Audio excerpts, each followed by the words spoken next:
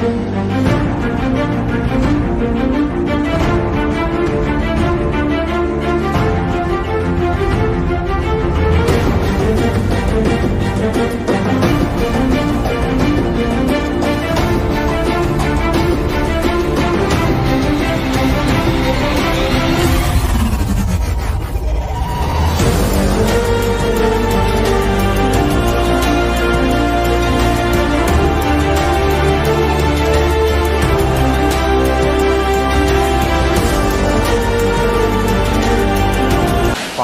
have filter ready to start.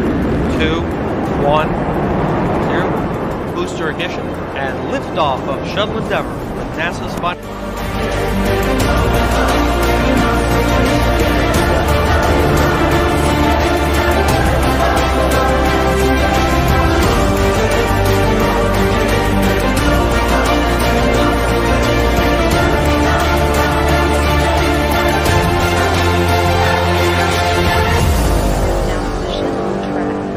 To the International Space Station.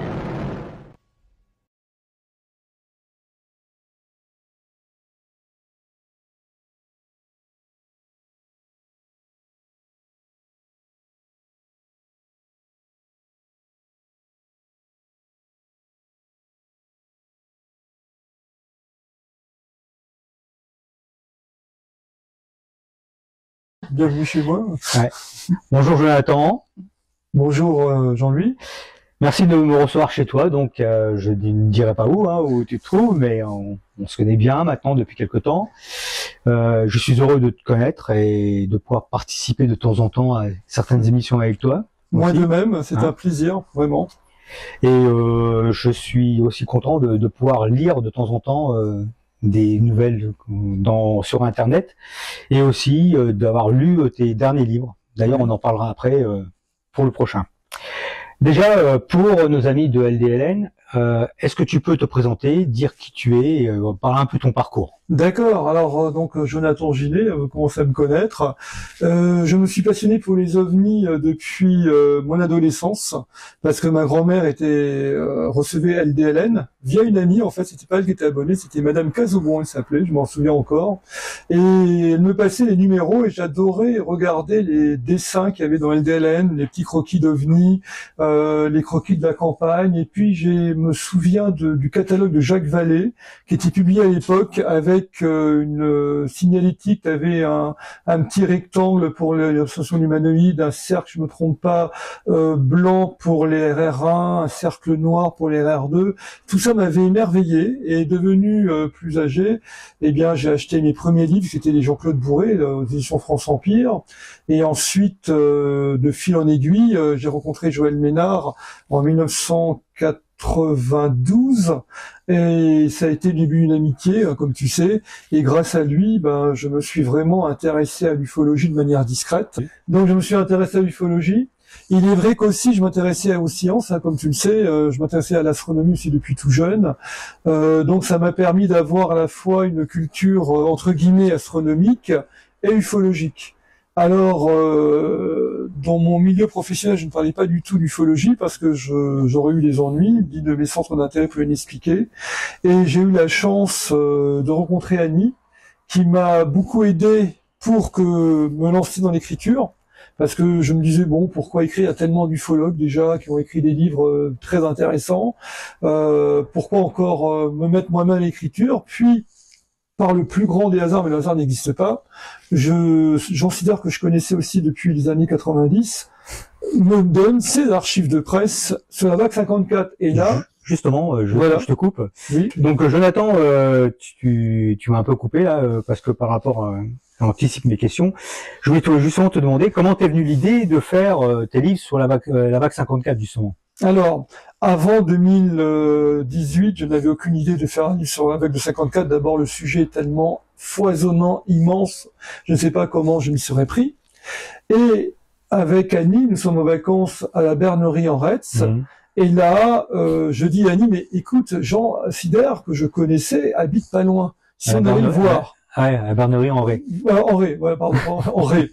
Et là, j'appelle Jean, il me dit, écoutez, enfin on se vous voit, il me dit, écoutez, passez, me voir, ça me fera plaisir. je passe voir Jean, et alors là, on était très heureux de se retrouver, parce qu'on s'était parlé en 97 à 99 sur les ovnis, et notamment sur l'affaire de Roswell. Ça l'intéressait beaucoup, et j'avais aidé Jean à faire un petit chapitre dans un de ses livres sur Roswell, le code de la Bible, dont vous avez peut-être vu dans une émission, j'en ai parlé. Tout à fait. Et voilà que Jean me sort deux cartons d'archives de presse et dit c'est à vous. Ah bon? Qu'est-ce que je vais faire avec ça? Il me dit, je lui dis comme ça. Mais c'est à vous, mais ça me gêne. D'abord, ça m'a gêné. Je dis, je vais pas vous prendre vos archives, monsieur Sider. Il me dit, écoutez, moi, j'en ferai plus rien. C'est des archives que j'ai photocopiées en allant à la BNF. À l'époque, c'était l'annexe, c'était, je crois, à Vincennes. Et donc, il a fait ça pendant de nombreuses années et il m'a donné tout ça pour que j'en fasse quelque chose. Il m'a dit, j'espère que vous en tirerez des informations. Bon, alors moi, j'ai eu l'idée de tout recopier, de tout taper à l'ordinateur, chaque coupure de presse, avec l'idée d'en faire un catalogue chronologique, non pas dans la chronologie des apparitions de phénomènes, mais dans la chronologie d'apparitions dans la presse. Pour ça que dans mon livre, ça suit l'ordre de parution, non pas l'ordre des phénomènes.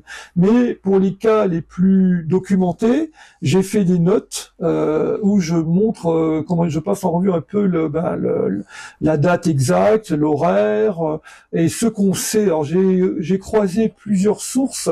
J'ai croisé Jimmy Gueux avec son fameux livre Blackout sur les soucoupes volantes, qui est la première enquête réelle de terrain qui a été faite en France sur 54, qui est remarquable.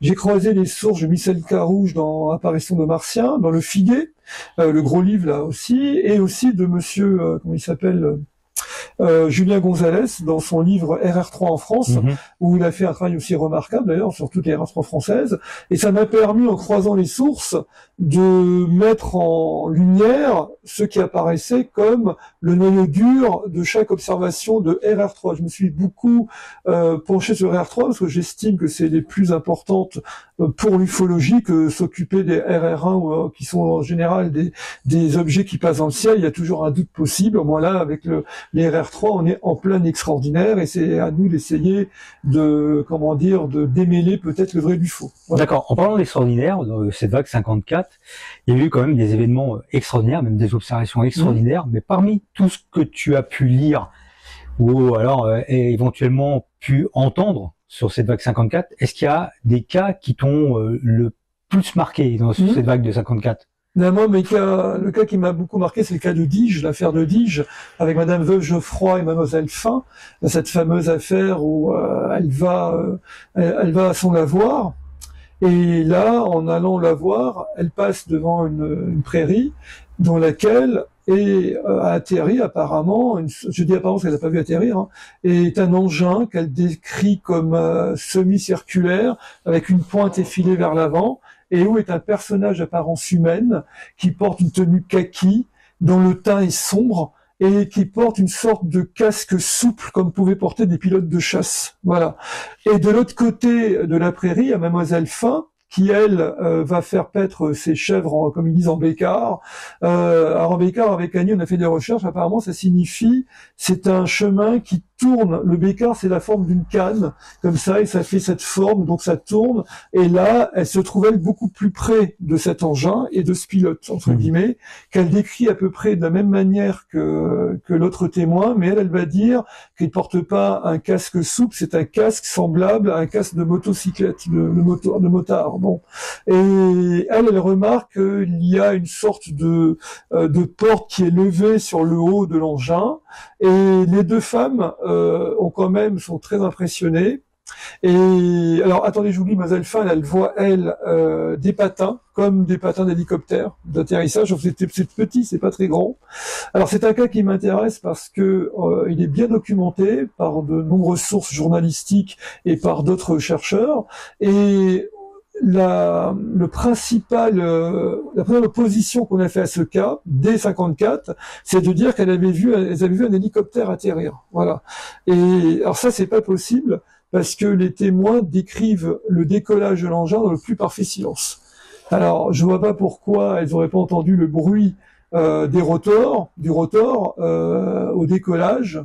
C'est pas logique. En plus, ces hélicoptères de l'époque américains, vous avez vu que c'était des Américains, donc il y avait des Bell, des Sikorsky, Alors le Bell, c'était un peu de la taille, grosso modo, d'une Alouette 3 française, donc un hélicoptère léger, le Sikorsky beaucoup plus grand, et que ce soit l'un ou l'autre, ce sont des engins très bruyants, et je vois pas pourquoi ils n'auraient pas décrit un hélicoptère, tout simplement. Alors là, on en parlait tout à l'heure tous les deux en aparté, on prend beaucoup les gens du terroir pour des imbéciles. Malheureusement, pour ceux qui disent ça, il faut pas oublier, je l'ai dit dans une conférence aussi, on est en 54, Madame Geoffroy, au moins elle a vécu la Seconde Guerre mondiale et l'occupation. Il faut savoir que la France était beaucoup survolée par des aéronefs de toutes sortes, que ça soit les aéronefs allemands, anglo-américains, et beaucoup de gens du terroir, ont vu passer dans le ciel des avions. Donc ils savaient qu'est-ce que c'était. Hein. On n'est pas un pays arriéré, même avant-guerre, on avait une aviation française, hein, des avions blocs, etc. Donc je vois pas pourquoi les paysans serait plus, se confondrait un engin volant terrestre avec un aéronef inconnu.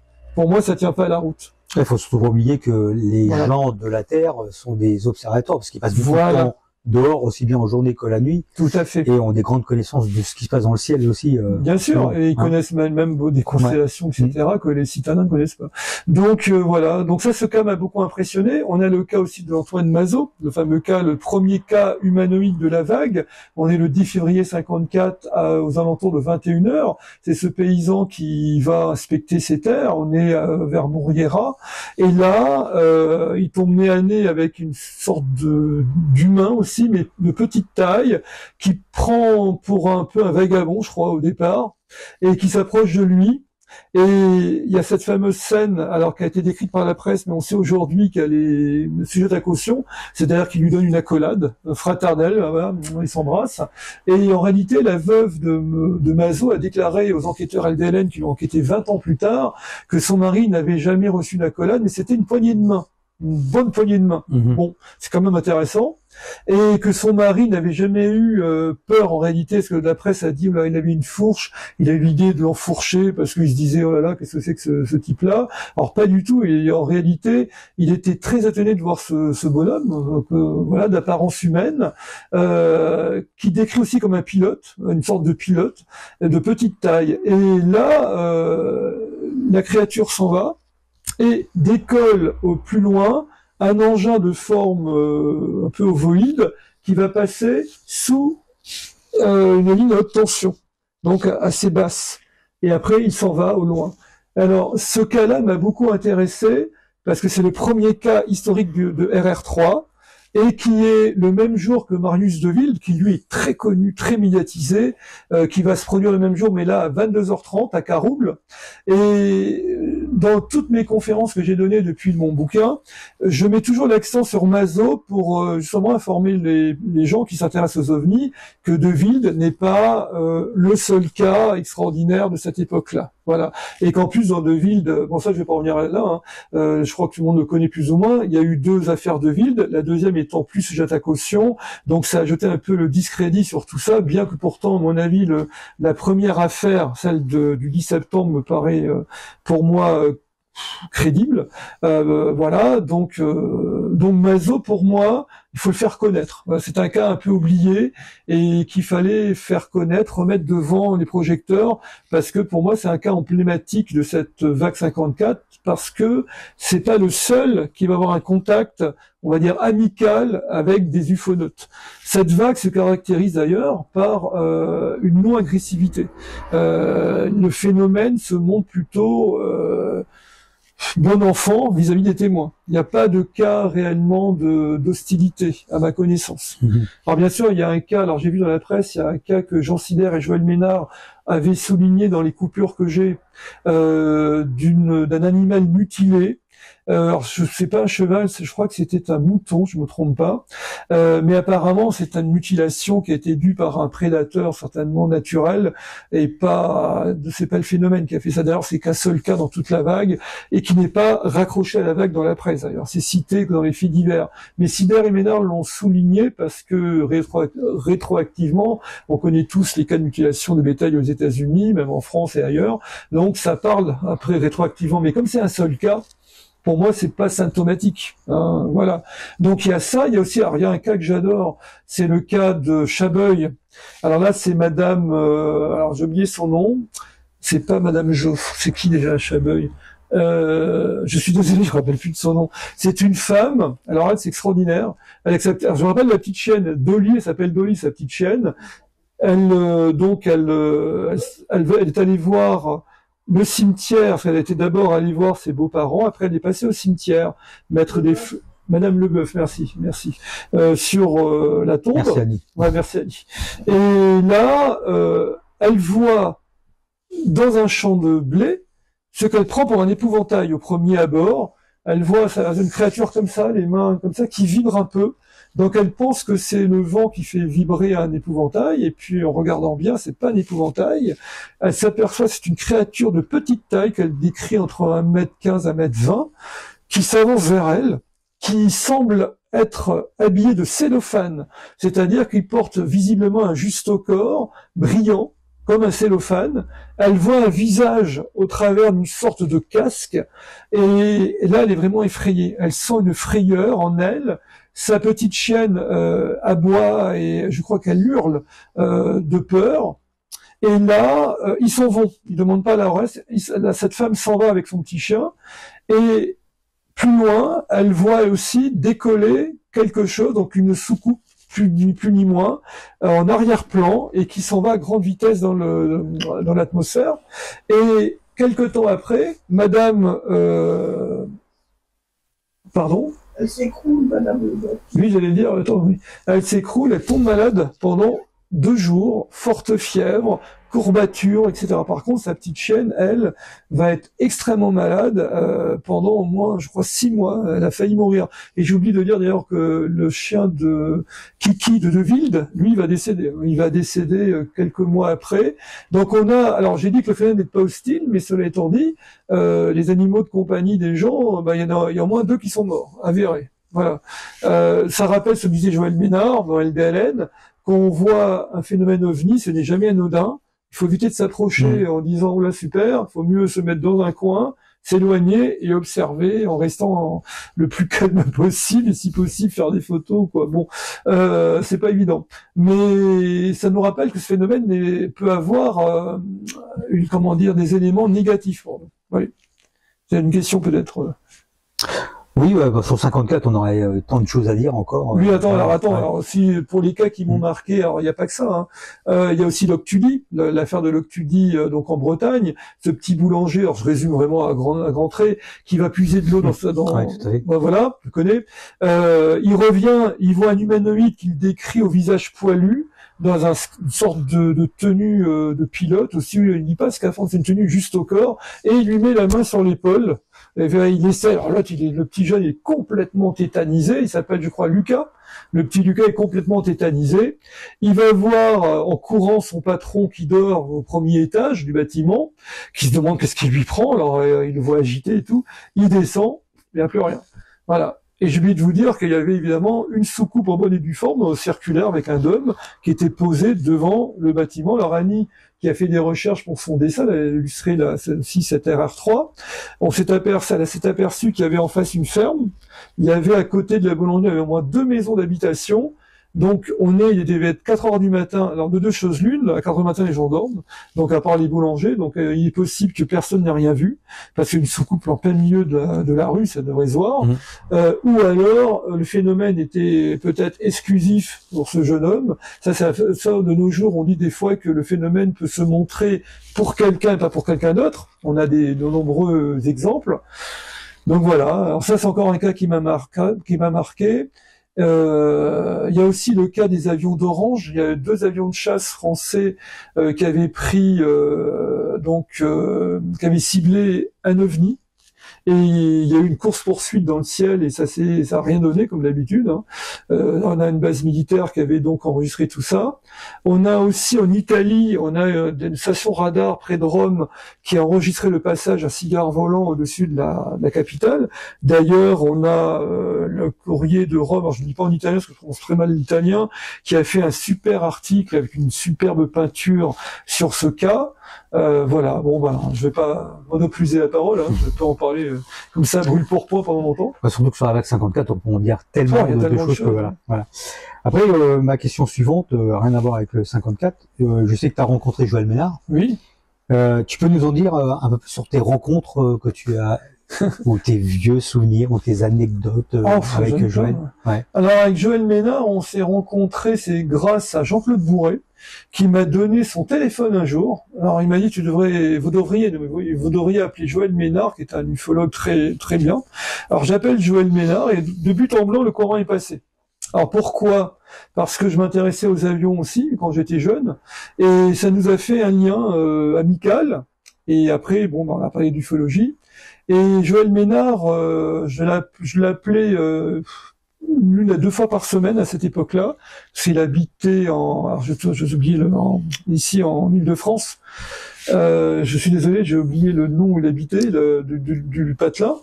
Et il m'invite chez lui, là on est j'ai dit en 91, ça devait être c'était en 93, il m'invite chez lui dans son pavillon, je rencontre sa maman, qui était encore en vie, et qui n'avait plus toute sa tête, mais je me rappelle d'elle, il y avait donc Hélène, et je me rappelle pas s'il y avait sa fille, ça je me souviens plus, elle devait être petite, toute petite, peut-être pas, elle était pas née encore, en 91, enfin bon, on peut pas... Et là, je me rappelle plus, c'est marrant, parce que c'est loin déjà. Et Joël et sa femme m'avaient préparé une superbe raclette, alors on s'était régalé, et c'est la première fois de ma vie que je mangeais une raclette. J'avais encore jamais mangé de raclette, parce que je suis issu d'une famille, alors on dirait pas comme ça, mais méditerranéenne, et moi, chez moi, on mangeait le couscous, on mangeait la paella, je mangeais un peu méditerranéen, et j'avais pas l'habitude de manger une raclette. C'est la première fois de ma vie que je mangeais une raclette, et là, c'était vraiment très sympa. Et là, Joël m'a parlé de tas de choses sur l'ufologie, il m'avait montré ses LDLN, etc. Il avait une collection énorme. Et voilà, donc c'est mon premier contact. Et après, on se rencontrait régulièrement, une fois par mois, avec mon petit chinois en bas, qui s'appelait à l'époque le gourmet impérial. C'était un gourmand, Joël, hein. Et moi aussi, d'ailleurs. Et donc, on adorait se rencontrer à ce petit chinois. Il venait avec sa mallette, et il me montrait un peu les dernières nouvelles en ufologie, les enquêtes qu'il venait de faire. Souvent, il venait d'enquête, d'ailleurs, je me souviens qu'une fois, il y avait une grande voiture noire, une berline, dont j'ai oublié la marque aujourd'hui. Et il venait toujours d'un endroit où il avait enquêté quelqu'un, il avait interrogé une personne en Île-de-France, etc. Donc il en profitait pour venir me voir après. Et puis on discutait comme ça. Alors je me souviens des anecdotes qu'il aimait comme moi manger le poulet à l'impérial. Alors ça, il adorait ça au niveau chinois. Et un jour, Joël Ménard me présente Gildas Bourdet. Donc il vient avec Gildas Bourdet. Alors ça, je connaissais pas du tout Gildas Bourdet, et je découvre que c'est un homme très sympathique également, et qui est un spécialiste de Roswell, voilà, et de l'ufologie américaine. Et là, j'avoue à la caméra, j'ai pas de honte à le dire. Alors Bourdet, je le rencontre la première fois, c'est en 1996, et je connaissais pas l'affaire de Roswell du tout. J'avoue, je ne connaissais pas. J'avais reçu des LDLN sur Roswell, mais je vous avoue que l'ufologie américaine m'intéressait pas trop. Je m'intéressais beaucoup plus à l'ufologie en France, parce que bon, je suis ici, et que j'essayais des fois, j'avais espoir de rentrer aussi en contact avec des témoins, d'aller faire des enquêtes si j'avais le temps. Ce que j'ai fait deux fois. Mais les trucs américains, j'ai toujours eu une méfiance pour ça. Et Bourdet m'a ouvert à l'ufologie américaine que je ne connaissais pas, et avec lui, là, j'ai aussi appris énormément de choses. Et alors après, ils venaient ensemble souvent, j'ai des photos où on me voit avec eux. Bourdet me présentait ses bouquins, il y avait Ménard on parlait à brûle pour point, et puis on a beaucoup parlé du col de Vence. Alors ça, qu'est-ce qu'on en a parlé, parce que comme à l'époque je m'intéressais aux orbes, aux anomalies photographiques, ouais. Il me parlait de ça, de Pierre Bic à l'époque, etc. Voilà. Bon, en gros, voilà des souvenirs pêle-mêle. Et puis il a mis beaucoup ma mère aussi. Joël venait voir ma maman à chaque fois qu'il venait aussi, donc il montait chez nous à l'appartement à Paris, et ils échangeaient aussi avec ma mère. Ma mère était très ouverte à l'ufologie. J'ai eu la chance d'avoir une maman qui s'intéressait à tout. Elle s'intéressait autant aux fantômes, aux ovnis, à tous ces domaines inexpliqués. Elle a été très ouverte à ça. Et là, j'ai pas eu de problème, heureusement, avec mes parents. Alors mon père, lui, par contre, était plus sceptique, mais il me laissait complètement libre de mes choix et de m'intéresser à ça. Voilà. Donc, j'ai pas eu de problème avec mes parents pour avoir une ouverture sur l'ufologie. Et Joël Ménard donc aimait bien ma mère, et quand j'ai perdu ma mère, il est même venu à ses obsèques. Voilà. Voilà. Et donc, ouais, par rapport à tout ça, le fait que tu aies sorti ces trois livres, bientôt un quatrième, ça. Enfin, c'est le troisième. Et le troisième, oui, après t'en as un quatrième. Ouais, je sais que je suis en avance parce que voilà. On discute beaucoup ensemble. Donc, voilà, il y a des.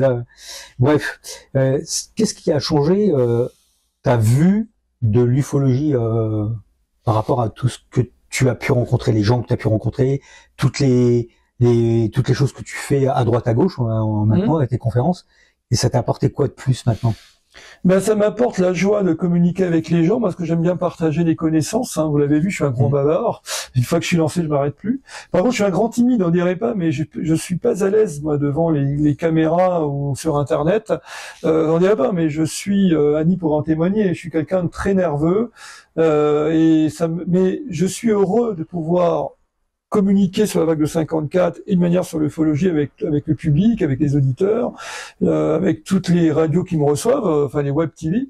Et franchement, je suis, je suis surpris et agréablement surpris de voir qu'il y a encore beaucoup de monde qui s'intéresse à l'ufologie, parce que quand Joël Ménard, dans les derniers mois de sa vie, alors j'ai échangé encore avec lui, comme toi, hein, jusqu'à la fin, hein, et il me disait, oh là là, l'ufologie c'est foutu, il y a plus personne qui s'y intéresse, c'est devenu mort. Pour lui, c'était mort. Hein. Et je trouve qu'il y a de l'espoir, qu'il y a de l'espérance de voir que il y a beaucoup de gens qui attendent des choses positives sur l'ufologie. Et je suis aussi heureux de voir que en fait, le public est ouvert, n'est pas moqueur. Moi, je pensais qu'il y aurait beaucoup plus de moquerie que ça sur l'ufologie, les ovnis, pas du tout. Et puis en même temps, j'ai été surpris de l'accueil pour la vague de 54, parce que c'est vieux, hein, ça fait 70 ans. Et il y a quelques personnes qui m'ont dit, mais à quoi ça sert de ressortir ces vieux dossiers qui sont vieux, les cas sont pour la plupart invérifiables puisque les témoins sont décédés. Mais non, parce que au contraire, on a dans cette vague, avec les 3 livres, les gens qui ont lu les livres, on voit bien qu'il y a une masse documentaire accessible, qui est la presse, qui fait rentrer cette vague dans l'histoire. Elle appartient à l'histoire, la vague, maintenant.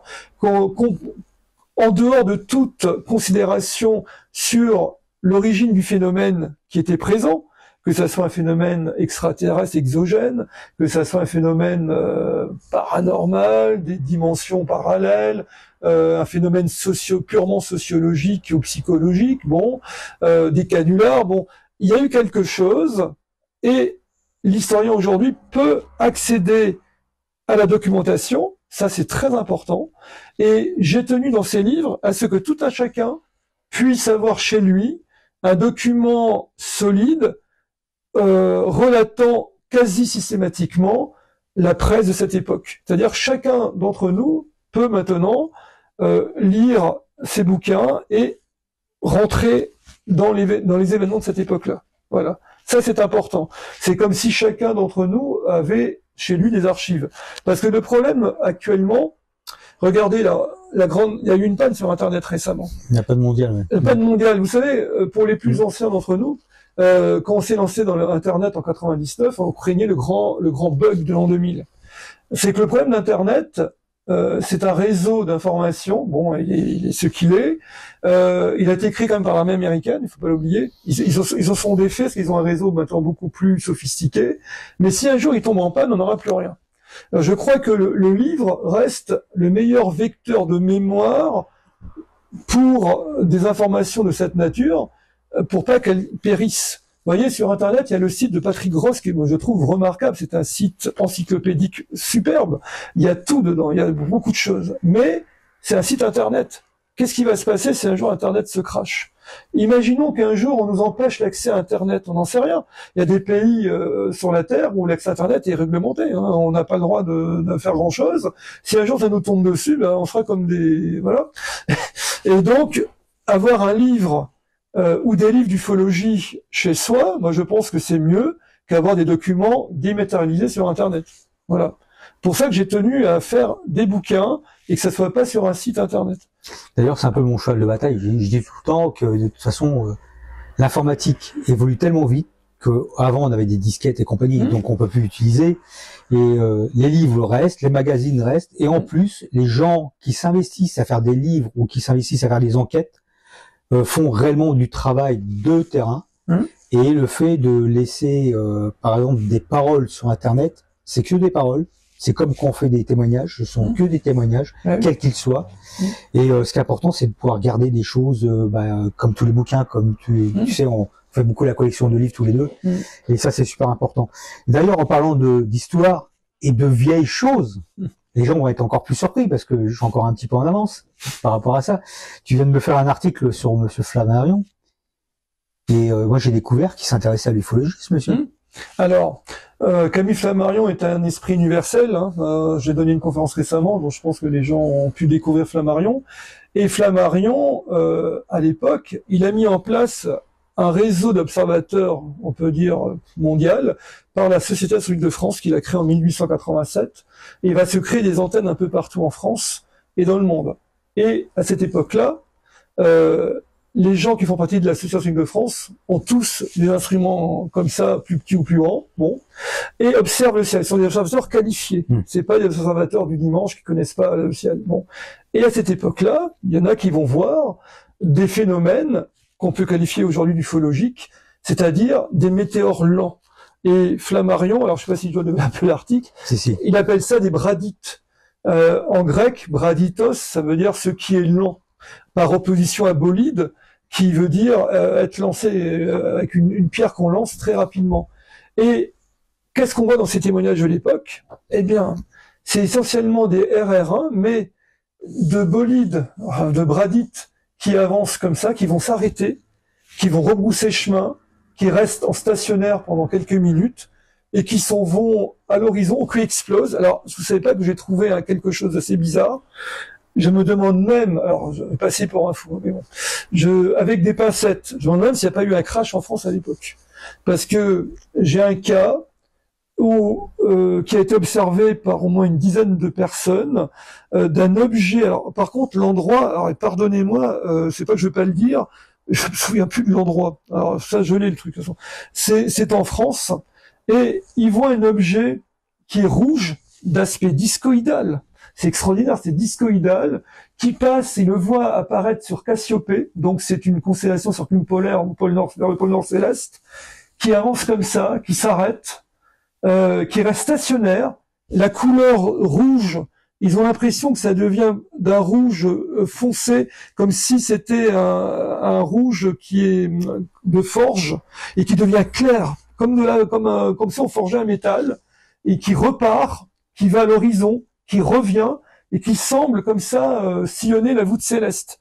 Et tout d'un coup, cet engin se divise en deux, il voit qu'il est lié par une sorte de structure au centre, et ça fait deux sphères, comme une altère, et ça explose. Et ça tombe au sol. Il le voit tomber. Alors j'ai fait l'analogie avec le crash de rien de Ménard aussi, parce que, d'après ce que j'ai compris, les observateurs le lendemain sont allés voir en plusieurs sites où ils pensaient que ça avait donc impacté la Terre, et ils ont rien vu de particulier. Voilà. Ça c'est quand même extraordinaire. Pardon, Ménard, on a lapsus. Flammarion, Flammarion va collationner toutes ces informations dans ses notes. Alors ça c'est pas édité, c'est dans des notes manuscrite, et ça je vais en faire un bouquin aussi, dans un livre, je suis en train de préparer un livre sur la vie de Flammarion, et j'aurai un chapitre sur les bradites. Et toi, je t'en ai donné la primeur pour LDLN, où j'ai un peu révélé quelques observations, mais donc Flammarion, oui, on peut dire, s'est intéressé aux phénomènes de type OVNI, tels qu'on les appelle aujourd'hui, sauf que Flammarion, il va dire, mais ça, c'est pas un objet classique, c'est pas de l'astronomique classique, il le voit, il en a conscience. Seulement, il n'a pas l'idée de lier ça à, pourtant, des visiteurs apparemment d'autres planètes, pourtant c'était un militant acharné de la pluralité des mondes habités, des habitants de la Lune, il voyait les gens de la Lune, à Mars, etc., d'autres planètes, et là, il ne lie pas forcément à une vie extraterrestre, mais il a conscience qu'ils observent des éléments qui sont inconnus, qui se demandent qu'est-ce que ça peut bien être. Voilà, ça, c'est très intéressant. Et ce qui est très intéressant, c'est que je suis impatient déjà de lire ton prochain livre. Donc, Sauf la Marion, voilà, oui. tout à fait. Alors, on pose toujours cette question, ça c'est avec Gilles Thomas, on a toujours ce genre de petites guéguerres, on va dire, comme ça. Oui. Comment vois-tu l'ufologie en 2030? Waouh. En 2030. C'est pas si vieux que ça, c'est dans 6 ans. Odyssée de l'espace, oui. J'en sais rien. Écoute, moi, ce que j'ai découvert en arrivant dans l'ufologie, hein, avec mes gros sabots, là. Alors moi, l'ufologie, je me suis toujours intéressé à ça, mais j'étais en retrait totalement. Bon. Joël m'avait dit, ouh là là, l'ufologie, c'est le pire des pays de crabe qui soit. Tout le monde se tire là dans les pattes. Et c'est vrai que j'ai senti qu'il y a ce problème-là qui existe toujours. Les gens sont rien à faire, hein, c'est des problèmes humains. Hein, il y a des querelles égotiques, celui qui veut avoir raison, sa vision doit l'emporter sur l'autre, etc. Je vois qu'il n'y a pas grand-chose de consensuel, ça c'est certain. Je trouve dommage que les gens se tirent beaucoup dans les pattes, pas tout le monde, mais il y en a. Et alors qu'on devrait essayer plutôt de s'unir et d'essayer de rester humble et de pas trop théoriser. Aujourd'hui, je vois que Jacques Vallée, les Valésiens, si on peut dire ça aujourd'hui, on le vend en poupe.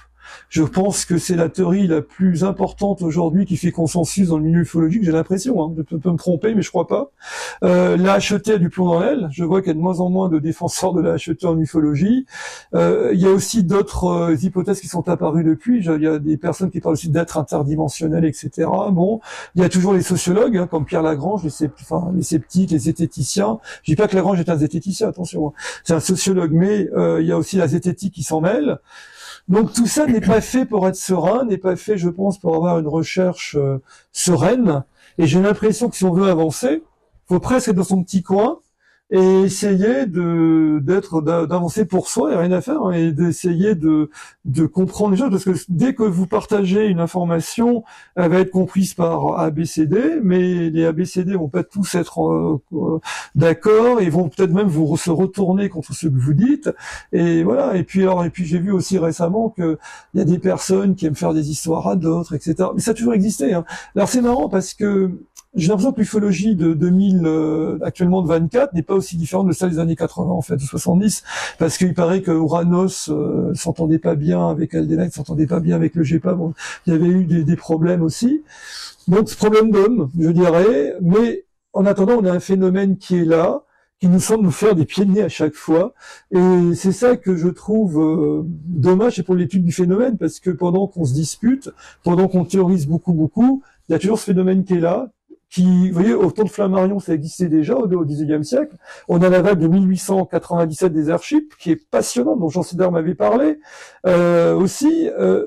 Donc, moi, le feuillet en 2030, j'espère qu'Eldelen sera toujours là. Voilà, moi, je le dis. J'espère que ta revue va perdurer, parce que elle est importante. Elle a un arrière-fond historique, elle a un substrat très solide.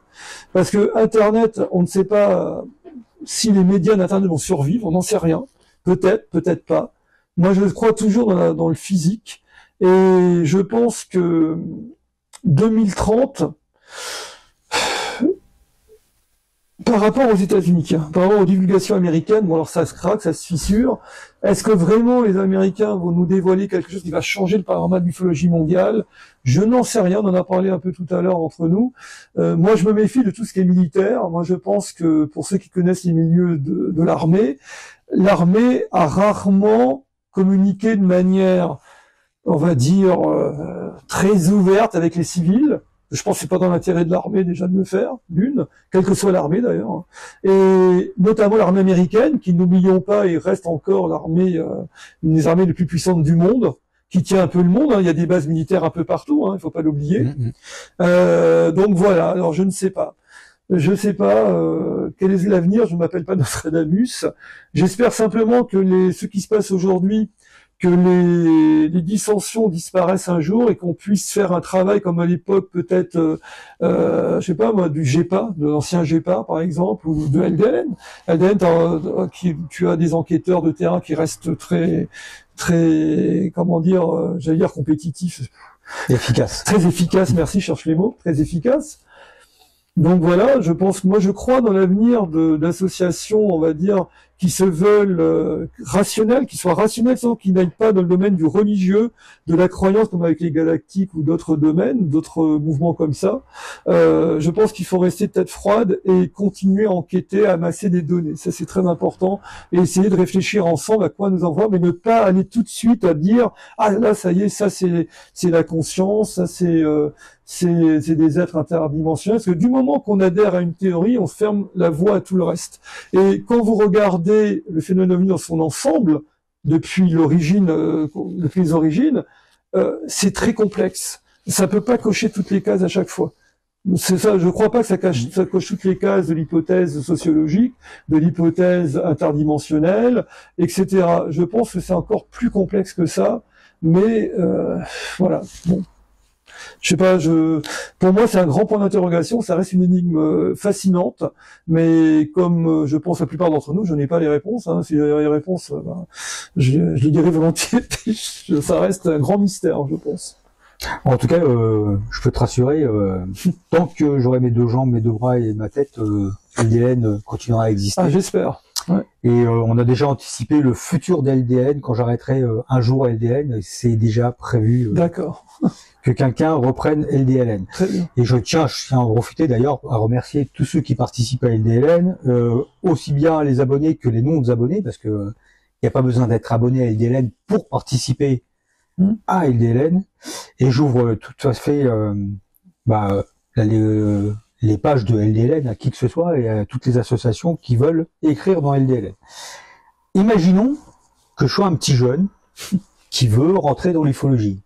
Quels seraient les conseils que tu voudrais me donner? Ah là là, alors c'est une vaste question. Alors si je voyais un petit jeune qui rentre dans l'ufologie, moi je lui dirais d'abord, je lui demanderais qu'est-ce qu'il a lu. Moi. Alors, cher ami, je lui dirais, voilà. Alors qu'est-ce que tu as lu, je dirais? Qu'est-ce que tu as lu comme bouquin sur l'ufologie? Je lui dirais la première chose, c'est ça. Qu'est-ce que tu connais? Tout ce que j'ai pu lire, Jean Sidère, Gildas Bourdet, Jean-Paul Mouret, Dumont, tous ces gens-là, quoi. Alors donc, tu as des bonnes bases. Maintenant, je lui dirais que s'il veut aller, alors ça dépend, s'il veut rester simple lecteur, bon, il restera un seul homme, mais s'il veut être actif dans l'ufologie, un acteur de l'ufologie, je lui dirais, il faut faire des enquêtes de terrain. Voilà, ça, c'est très important. Aller au contact du témoin. Donc peut-être qu'il fasse, s'il connaît du monde, faire un petit audit autour de lui s'il y a des gens qui ont vu les anomalies, que ce soit chez eux, que ce soit en extérieur, parce que le phénomène ufologique peut aussi se dérouler chez soi. On peut avoir des phénomènes bizarres dans une maison. Donc voilà, et puis qu'il fasse une enquête le plus sérieusement possible, qu'il se documente. Je lui conseillerais aussi de lire alors il y a un livre qui s'appelle, c'est le Dallos, vous connaissez les Dallos pour les livres sur la justice, et ben il y a un Dallos spécial sur les enquêtes. C'est normalement destiné à la police, mais ça peut être pour tout. Et comme l'enquête ufologique est une enquête policière, je trouve que ce livre-là a de très très bons conseils. Voilà dedans. Voilà. D'ailleurs, je l'ai donné en référence à un ufologue, je tairai le nom, qui m'a demandé les références de ce bouquin, d'ailleurs. Voilà. Donc, je dirais ça, et puis je dirais aussi donner des conférences, de ne jamais, ça c'est important, d'être ni croyant, ni incroyant, ni être zététicien, ni être ci et là, tout ça, je dirais grand coup de balai, être un chercheur indépendant, dans une optique rationnelle, pourquoi pas scientifique, mais pas de croyance, pas d'incroyance, pas de ci, pas de là. Il est temps de sortir de tout ça, et pour qu'il puisse avoir, comment vous dire, une fraîcheur d'esprit dans le domaine, et peut-être générer, pourquoi pas, des nouvelles idées qui pourraient être novatrices pour nous tous, parce qu'au fond, on est comme des vieux dinosaures, là, tous avec nos acquis, nos connaissances, et il est bon d'avoir des jeunes qui, de temps en temps, secouent le cocotier, quoi, à mon avis. Voilà. Très bien. Après, j'ai une question qui fait suite à une émission que vous avez effectuée il n'y a pas très longtemps avec Annie, tous les deux, toi et Annie. Penses-tu que l'ufologie et une certaine partie du paranormal peuvent être quelque chose qui se rejoint à un point particulier? Oui, moi je pense. Alors, ça dépend quel phénomène, mais il est certain qu'il y a un lien. Alors, ce qu'on appelle paranormal, il faut bien s'entendre de quoi nous parlons. Voilà, c'est ça. parce que il y a paranormal et paranormal. Alors moi, t'as vu, j'ai fait un groupe récemment, j'emploie le vieux terme de métapsychique et le terme de Charles Richer, qui décrit la plupart de ces phénomènes. Alors, on sait aujourd'hui, je crois que je l'apprends à personne, que les témoins d'OVNI des années récentes, 70-80, ont tous vécu, beaucoup ont vécu des expériences d'ordre paranormal après l'observation d'OVNI. Or, à l'époque, les enquêteurs d'LDLN, etc., n'en ont pas fait part parce que ils avaient l'espoir que l'ufologie soit reconnue par la science et que l'ufologie devienne un champ de recherche à part entière estampillé CNRS, voilà. Alors bien sûr, il y a eu l'expérience du CNES avec le GEPAN, ça c'est autre chose, mais ça fait partie de ça. Et donc, on passait sous silence, apparemment, cet aspect des choses dérangeant, puisque l'ufologie de l'époque, les enquêteurs étaient quand même dans l'optique de l'hypothèse extraterrestre, et donc, on était dans l'idée qu'on était visité par des êtres venant d'autres planètes, de notre galaxie, et si on commençait à dire qu'après l'observation, il y avait des objets qui se passaient chez les gens, il y avait des bruits dans les murs, il y avait des présences oppressantes dans la maison, et ben ça c'était un peu le désordre, quoi. Ça pouvait empêcher la reconnaissance effectivement de l'ufologie parce que ça l'a ramifié à un champ qui est mal vu, encore plus mal vu des fois par la science, qui est le paranormal effectivement, et tout de suite c'est le spiritisme, les tables tournantes, bon voilà, et on s'en moque.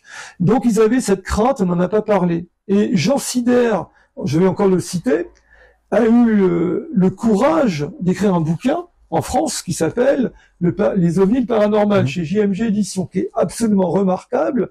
Et lui, il a fait un état des lieux. Il va adresser donc des affaires, des cas d'ovnis, qui va relier avec des affaires paranormales. Et c'est vrai que c'est troublant. C'est très troublant. Alors maintenant, il y a paranormal et paranormal, par exemple, des cas de petites hantises, comme des cas de poltergeist, par exemple. On sait aujourd'hui que c'est souvent lié à des enfants qui sont prépubères, qui sont dans une maison et qui provoquent apparemment eux-mêmes les phénomènes. Donc ça, je pense pas que ça soit ufologique, c'est plus lié à la psyché humaine, à des pouvoirs de notre esprit sur la matière. C'est autre chose. Par contre, des phénomènes de voix induite, pourquoi pas, des phénomènes de déplacement d'objets, des phénomènes de perturbation électrique dans des maisons, certains liés à des esprits qui n'ont rien à voir, qui étaient liés avec des ovnis, ça d'accord. C'est très probable, voilà. Et il y a aussi ce vieux débat de dire, quand Annie a fait une conférence sur la TCI, que tu as vu, il y en a qui disent aussi, mais ça se trouve en TCI, c'est pas des voix désincarnées, c'est simplement des humains, des entités X ou Y qui nous parlent et qui sont proches certainement des ufonautes ou des extraterrestres, de ceux qu'on veut. En fait, on peut dire tout ce qu'on veut. Le problème qu'il y a, pour ça, je pense qu'il faut pas être dans la précision, il faut rester, je pense, dans la prudence, pour avancer dans ce domaine. Vous voyez là, j'ai adhéré récemment à l'Institut Métapsychique International, IMI, qui était avant Place Wagram, et je lis une liste de discussions de l'UMI, et c'est vrai qu'ils s'intéressent apparemment, alors c'est des gens qui étudient les phénomènes, notamment les effets PK de l'esprit sur la matière, etc.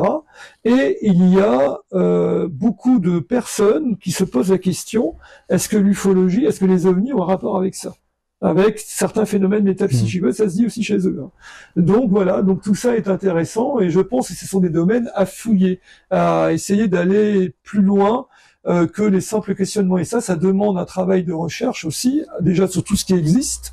Déjà les LDLN, bah tiens, ceux qui nous écoutent, moi je pense qu'il serait intéressant d'appeler Jean-Louis et de demander les collections d'LDLN s'ils n'ont pas les numéros anciens et de regarder les cas. Il y a énormément de matière dans LDLN. Je pense que LDLN et je place LN devant la revue du GEPA.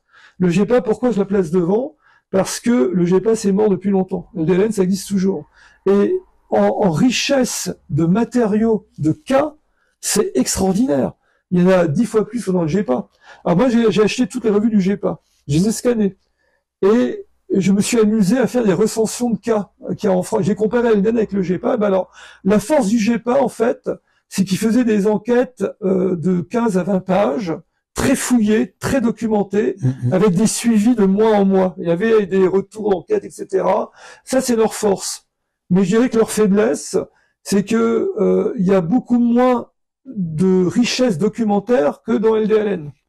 Alors LDLN, il y a aussi des enquêtes sur le suivi, mais elles sont plus concises, c'est plus petit.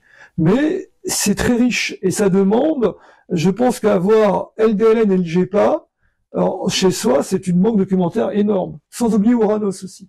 Ouranos, c'était très intéressant aussi. Hein. C'est des revues qui avaient beaucoup d'informations.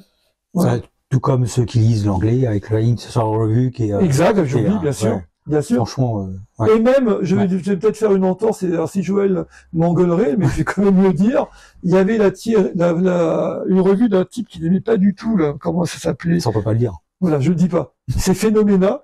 Phénoména, qui est une revue qui était plutôt, qui serait aujourd'hui entre les zététiciens et les rationalistes. Mais bon, je la trouve assez bien au fait, bien documentée. Et il y a des cas, c'est intéressant à voir. Il y a des cas qui ne sont pas dans les autres revues, que eux-mêmes avaient enquêté. Et je trouve que c'est quand même, ça a le mérite d'exister, tout ça. Tout ça pour vous dire qu'en France, il y a énormément de documentation sur l'ufologie, qui est d'une grande richesse. Et je pense que ça demande d'être lu par les jeunes, par ceux qui viennent dans l'ufologie, qui croient pas que l'ufologie ça commence maintenant. Voilà. Ouais. En tout cas, tu m'as donné une piste, il va falloir qu'on la creuse, que les gens de l'Institut Métaphysique, oui, me fassent peut-être un article ou deux sur leur conception du paranormal et de l'ufologie. Ça, il faut que tu leur demandes, il faut rentrer en contact avec eux. Pour finir, je te laisse le dernier mot. C'est un dernier mot à dire. Voilà. Eh ben, le dernier mot à dire, je dirais qu'il est important en ufologie aussi d'avoir des connaissances en astronomie. C'est très important. J'en parlais avec quelqu'un d'USSO. Je crois que tu connais les gens d'USSO. Hein. Je peux le citer. C'est Durand, Jules Durand. J'en ai parlé. Enfin, je sais pas que j'en ai parlé avec lui. Je sais que Jules Durand est un astronome. Si, il fait beaucoup d'astronomie, il est au SO, c'est un peu un sceptique, je crois pas lui faire offense en le disant, et je pense que il a raison, il faut que tout le monde ait des connaissances élémentaires en astronomie, au moins reconnaître les principales constellations, savoir faire un azimut, savoir mesurer en degrés de déclinaison lorsqu'on a une observation, c'est extrêmement important de ne pas être vague. Vous savez que lorsqu'on dit c'était là vers le nord-ouest, c'était à 50 mètres, ça faisait tant de diamètre, ça c'est pas possible. Quand c'est de nuit. Pour tous ceux qui observent la nuit, on sait tous que déterminer une dimension et une distance la nuit sans vraiment d'objet pour se repérer, c'est strictement impossible. C'est à la louche. Faut rester toujours prudent.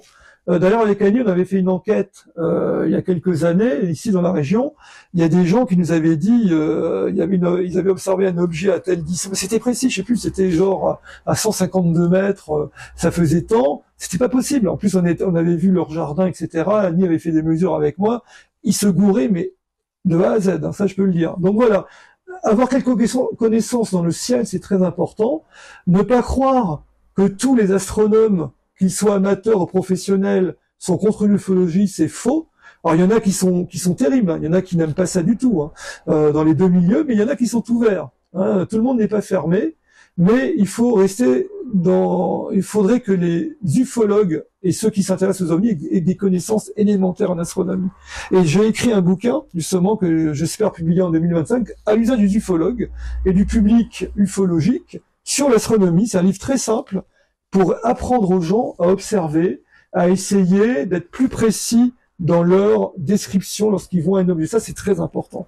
Et ça sera d'ailleurs un gage, si on arrive à améliorer ça, pour être pris plus au sérieux. Voilà. Pour avoir des données palpables. Parce que rester vague, ça n'apporte rien. Malheureusement, c'est ça.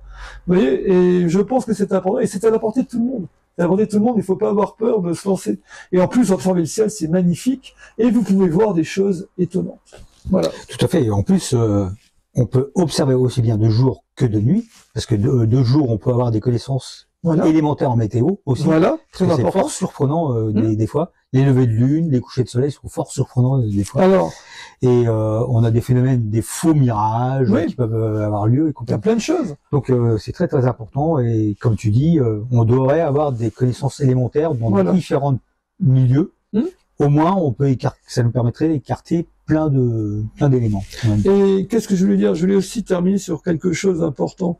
Ça y est, je ne sais plus ce que je voulais dire. Ah, j'ai trop de mémoire, mais c'est affreux. Ah oui, voilà. Ça commence comme ça. Voilà, je voulais terminer. Ah oui, mais ça. Alors, je voulais terminer là-dessus aussi. Voilà. Tu te souviens, je crois, il y a 5 ans maintenant, j'ai envoyé des photos pour LDLN. J'avais photographié quelque chose de bizarre là, dans le ciel. J'étais avec c'est pour dire au public que c'est intéressant d'observer le ciel. J'observais, c'était vers la Cassiopée. Et là, j'étais avec un gros appareil photo, c'est un Nikon P1000 qui est doté d'un zoom, d'une focale de 3000 mm, c'est un truc énorme. Et là, j'ai vu apparaître dans mon viseur électronique un objet en forme de chevron, je sais pas si tu te souviens, qui avançait lentement comme ça. Il a bifurqué, il a changé de direction et il s'est évanoui devant moi. Et heureusement, j'avais déclenché mon appareil photo, il était sur l'infini, j'étais en train d'essayer de prendre une étoile de Cassiopée, et là, j'ai fait des photos en rafale totale, et ça m'a permis de faire des photos de ceux que j'avais vus, que tu as publié à l'époque. Bien sûr, c'est pas une preuve, hein, mais de quelque chose, mais je sais que j'ai vu quelque chose d'anormal, que j'ai bien pu décrire avec les données photographiques et les données astronomiques. Voilà, et ça, c'était pas la Station spatiale internationale, c'était pas un satellite. Je sais pas ce que j'ai vu, mais c'était quelque chose d'étrange. Voilà, et que je n'aurais pas vu sur mon appareil parce que c'était très éloigné. Ça, c'est certain. Voilà. Très bien. Ben, je te remercie, Jonathan. Merci à toi. Je te remercie pour ton accueil. De rien. Et puis, je vais pas te dire à bientôt parce que vu qu'on va passer encore la soirée ensemble et tout ça. À bientôt, les gars. À tout le monde. Tchuss. Voilà.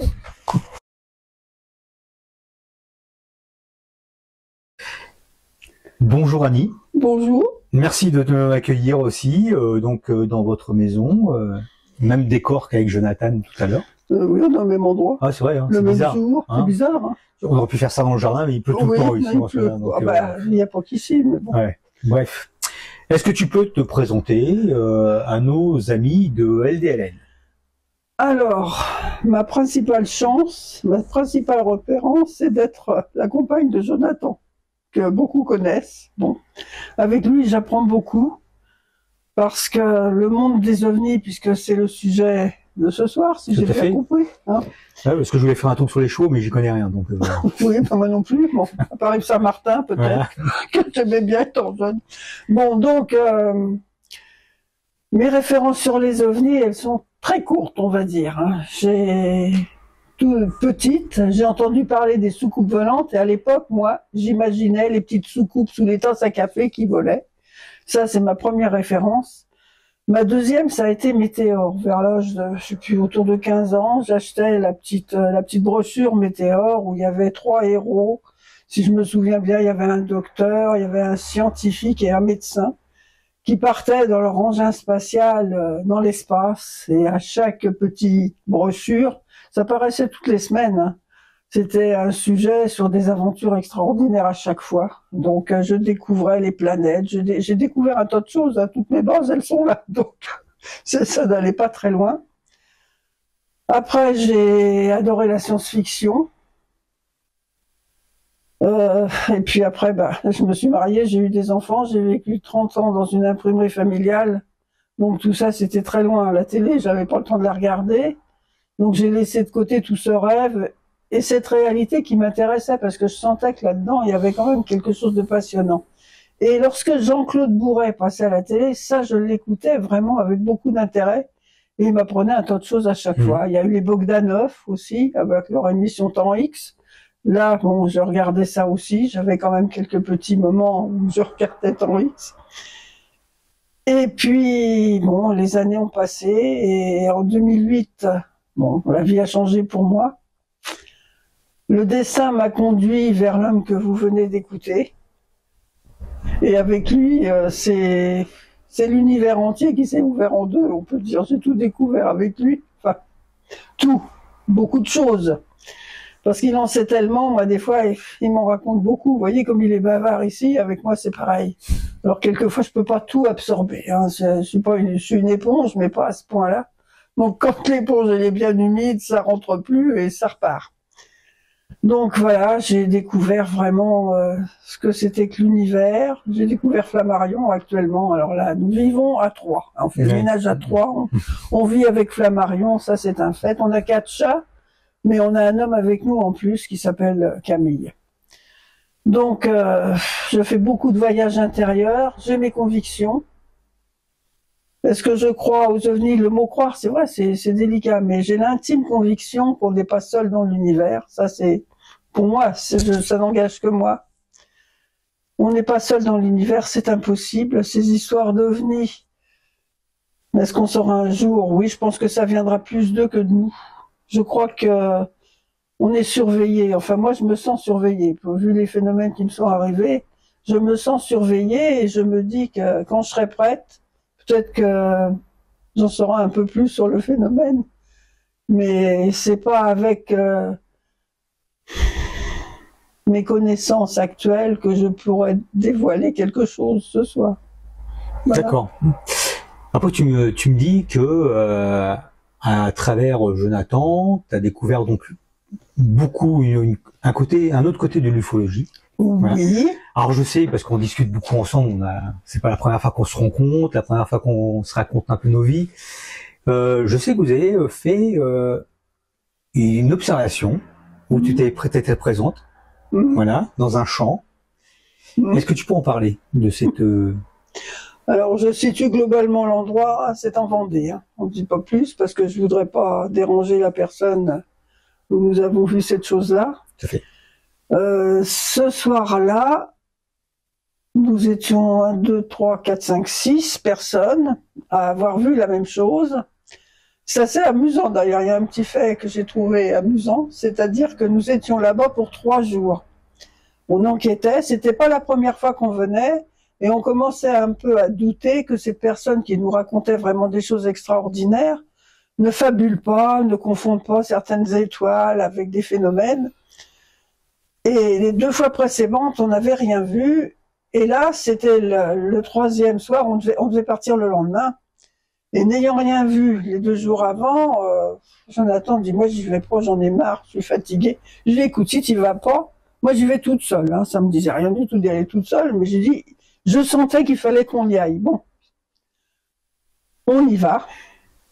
On est 6, il est 22h quand on arrive, 22h30, et Jonathan avait un petit drone, et pour amuser l'un des témoins qui était plus jeune que les autres, il fait voler son drone dans le champ, alors sa petite lumière rouge qui clignote et tout.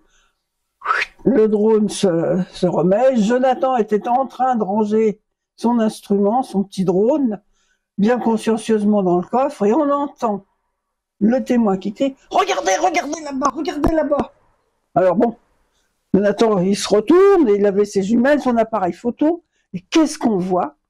On voit à l'horizon, alors moi je raconte ce que j'ai vu, on a vu tous à peu près la même chose, mais sous des angles un peu différents, hein, parce qu'un des témoins était parti sur un talus, les 2 autres témoins avec ce petit garçon étaient plus à droite, et avec Jonathan on était vers la voiture, donc on était sur quoi? Sur une largeur de 10-15 mètres, donc ça faisait quand même des vues différentes.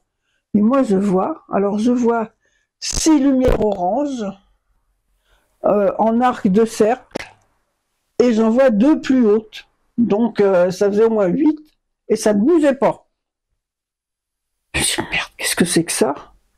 Alors on regarde ça, alors viens là, on me disait, non mais moi alors Jonathan, c'est très étrange, parce que du temps, il faut prendre des photos et tout.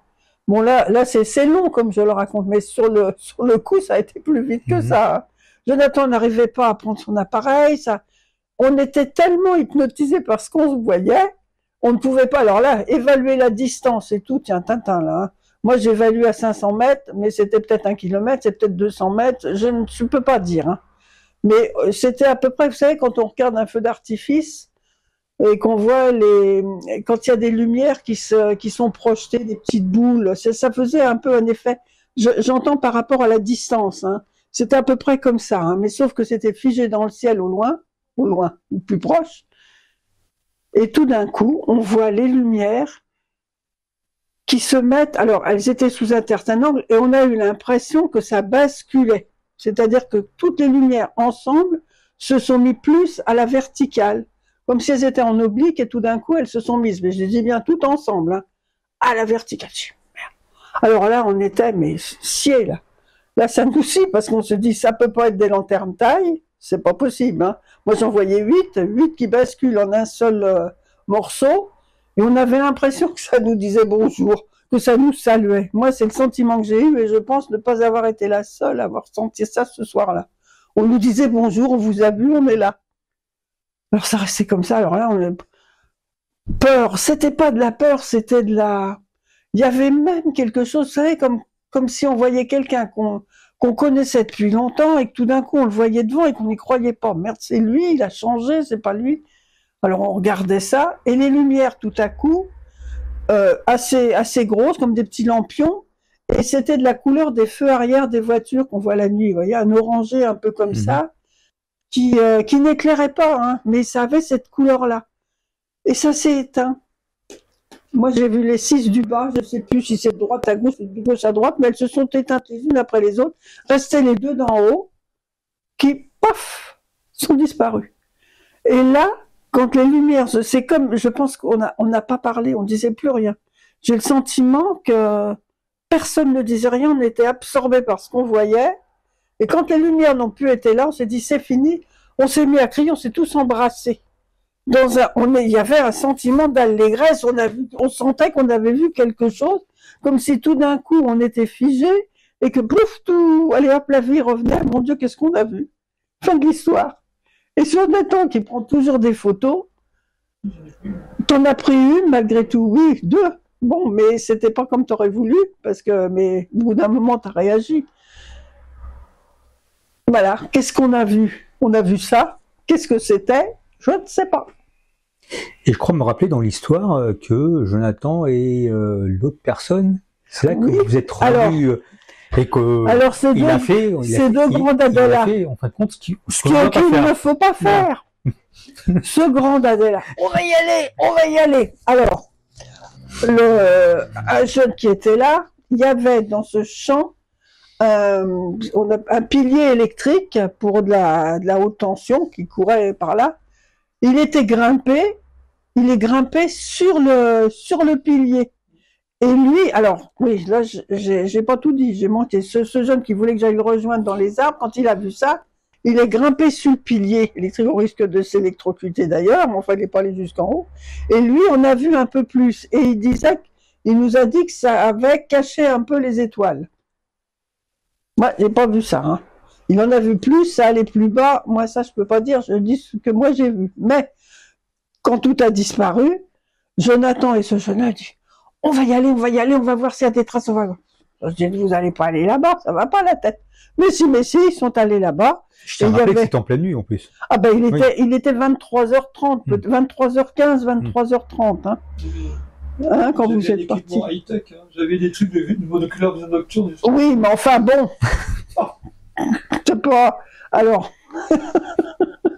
ils se mettent à courir, à traverser ce champ qui faisait au moins 80 à 100 mètres de large. Hein. Ils traversent ça. Après, il y avait une petite haie qui existe encore, des haies bocagères.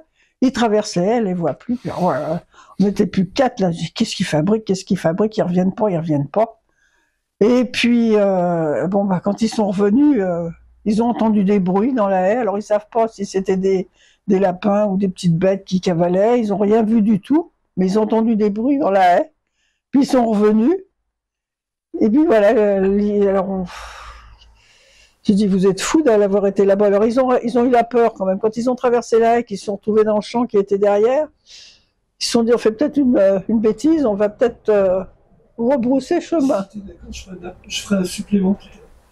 Oui, parce que oui, vous avez fait la veille une petite balade aussi. Voilà. Donc ça, c'est le phénomène qu'on a vu là-bas. Ok. Tout à l'heure, à Jonathan, j'ai posé la question du lien entre l'ufologie et le paranormal. Alors je sais que toi, oui, tu t'intéresses énormément à tout ce qui est TSI, tout ce qui est un peu des phénomènes un peu étranges. Bah, oui. Est-ce que tu peux, toi, me dire, est-ce que tu penses qu'il y a un lien entre ce qui se passe dans l'ufologie, le ressenti des témoins, les phénomènes qui se passent après, et ce que toi, tu as pu vivre en tant que expérience?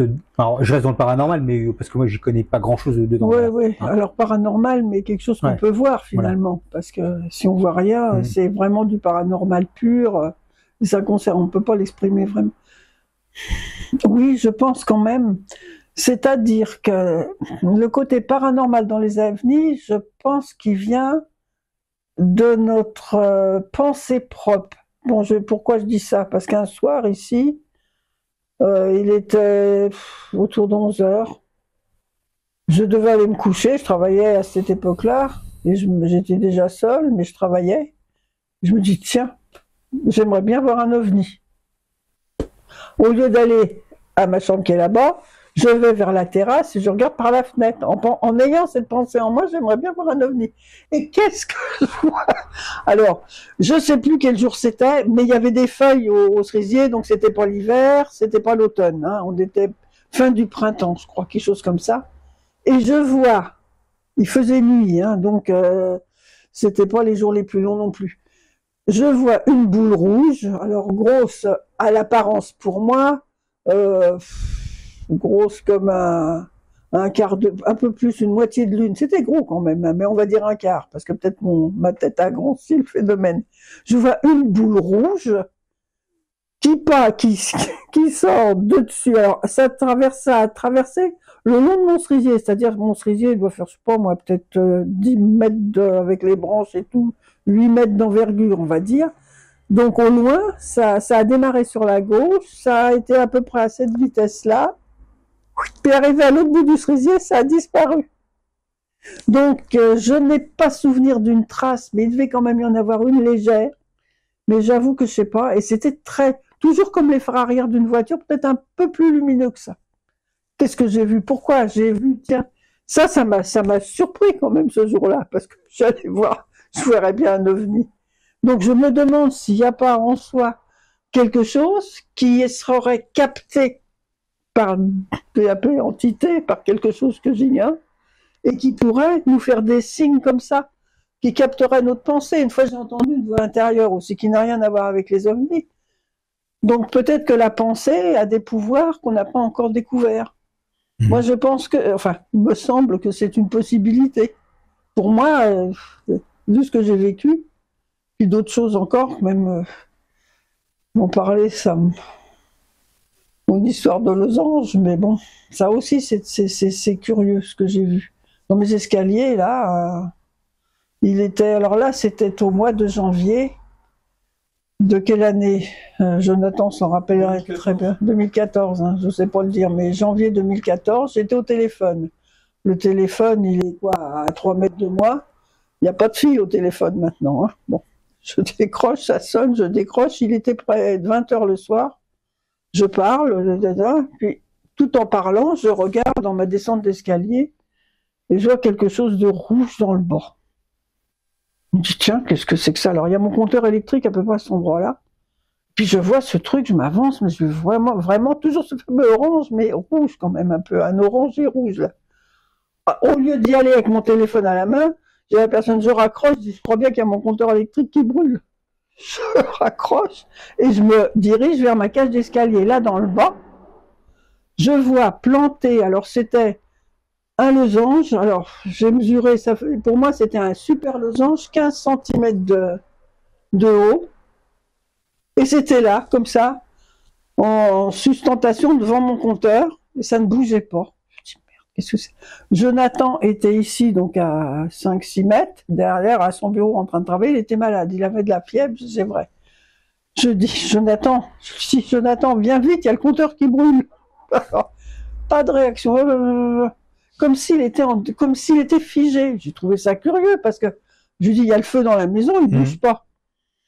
Et moi, alors, bon, je suis toute seule à voir ça. Alors, je regarde ce truc, ce losange suspendu comme ça, et je vois au bout d'un petit moment la partie basse qui s'enroule ou s'efface, monte, jusqu'à former un triangle en haut avec un petit crochet en dessous. Alors ça, c'est le coup du petit crochet qui m'épate encore. Un petit crochet. Je dis, merde, qu'est-ce que c'est? Et même chose pour la deuxième partie. Et puis plus rien. Quand il n'y avait plus rien, je dis, Jonathan. Là, il arrive. Quand la chose n'était plus là, il était toujours malade, il était toujours pas bien. C'est vrai qu'il avait de la fièvre, mais il arrive. Il dit, trop tard, il n'y a plus rien. Mais moi, ce que j'ai vu, maintenant, je peux plus descendre au rez-de-chaussée. Hein, c'est fini. Hein. peux plus, nos toilettes sont en bas. Alors je dis, il faudra que tu m'accompagnes tout le temps quand je descends maintenant. Parce que moi, j'avais peur. Et quelquefois encore, quand je passe devant, j'ai l'impression qu'il y a encore quelque chose qui est là que je vois plus. Alors, paranormal, ovni. Là, ça peut... Je me dis, il y avait une sonde qui était dans la maison en train de regarder ce qu'on faisait, ce qui se passait ici. Je sais pas. J'ai du mal à discerner si c'est quelque chose qui peut se rapporter aux ovnis, puisque les gens voient des losanges, des triangles, des trucs. Moi, c'était petit, je l'ai vu dans ma maison.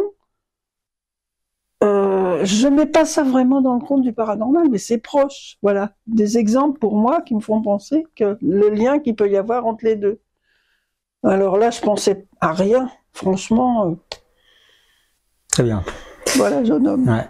Donc tout à l'heure, j'ai interrogé aussi Jonathan sur la vague de 1954, de ces 3 livres, bientôt 4 un jour. Oh, peut-être Ouais. 5. Peut-être 5, Et puis je me lance. il va Il y plus avait s'arrêter. des- Ouais. Non, il y a des statistiques aussi qu'on ouais. a, Voilà. on les balaye à chaque fois. Alors là, Ouais. je suis dessus les statistiques. Là, j'essaie de les mettre Donc au voilà, clair et tout. ma question c'était juste par rapport à ça, tu as participé à ce livre de manière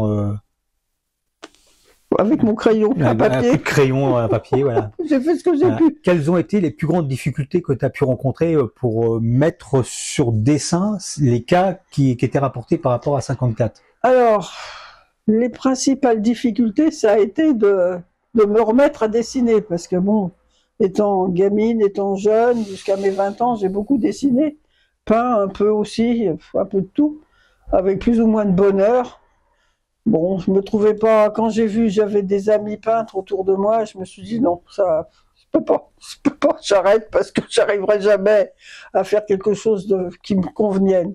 J'avais pas le temps, non, j'ai baissé les bras peut-être trop vite, j'aurais dû assister. Donc, c'était une occasion pour moi, et puis à l'époque, j'avais, bon, le problème de genoux, tout ça, bon, bref. Ça m'occupait bien, je me suis dit, bon, mais Jonathan insistait, puis je me suis dit, dans le fond, c'est vrai que ça serait pas mal un dessin, parce que un petit croquis plutôt qu'un long discours, ça m'était resté dans la tête. Je me disais, ça va peut-être marquer un peu, même si c'est pas parfait, ça va donner au lecteur un point de repère pour fixer plus facilement un phénomène. Tu vois, je me suis dit, dans le fond, ça peut être intéressant. Alors j'ai essayé de faire un dessin. Bon. Alors Jonathan me dit, oh, c'est super, c'est super. Moi, il est toujours très optimiste, très formidable avec moi. Il me donne des compliments. Alors il m'a incité à continuer, mais bon. Alors c'est comme ça. Et puis, alors les difficultés, donc en dehors de celles de représenter, c'était déjà de ne pas faire de grossières erreurs. Bon, j'en ai fait parce que j'ai vu l'autre fois, j'ai vu l'OVNI à gauche alors qu'il avait été vu à droite. Bon, peut-être que on peut me dire que ça a été imprimé à l'envers, mais bon, je me suis trompé. De pas faire de grossières erreurs, de pas mettre à la montagne ce qui était à la plaine, de pas mettre un arbre dans un truc où il n'y en a jamais eu. Voilà, c'était ça, déjà de planter le décor comme au théâtre finalement, hein. De pas faire de grossières erreurs quant au lieu. Après, au nombre de personnages, si c'était un homme, une femme, âgé, un jeune, bon. Et puis de représenter avec une possibilité pour la personne qui regarde une part d'imaginaire. C'est-à-dire que moi, je peux faire un rond. C'est un peu comme l'histoire du chapeau dans Le Petit Prince, un éléphant qui est dans un chapeau.